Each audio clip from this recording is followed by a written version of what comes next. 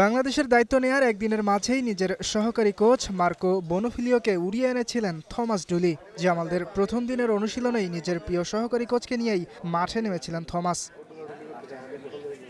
তবে ইউভেন্তুসের বয়সভিত্তিক দলে কাজ করা এই কোচকে আর পাচ্ছে না বাংলাদেশ।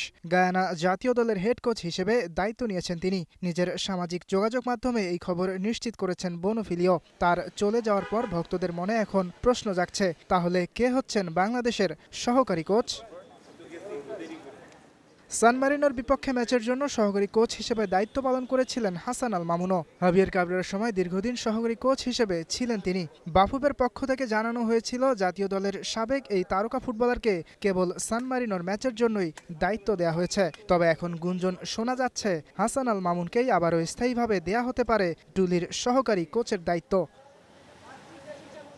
কোচ নিয়োগের আগে বাফুফের সভাপতি তাবিদ আউয়াল অবশ্য জানিয়েছিলেন, নতুন কোচ নিয়োগ দেওয়ার পর তার পরামর্শেই সাজানো হবে কোচিং স্টাফের অন্যান্য সদস্যদের।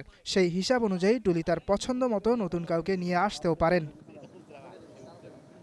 আগামী নভেম্বরে সাফ চ্যাম্পিয়নশিপ অনুষ্ঠিত হবার কথা রয়েছে। তার আগে সেপ্টেম্বরে ফিফা উইন্ডোতেই জাতীয় দলের ম্যাচ থাকতে পারে। তখনই হয়তো দেখা মিলবে ডুলির সাথে কে হচ্ছেন হামজা সমিতদের সহকারী কোচ। ইয়াসির আরাফাত সবুজ, স্টার প্লে।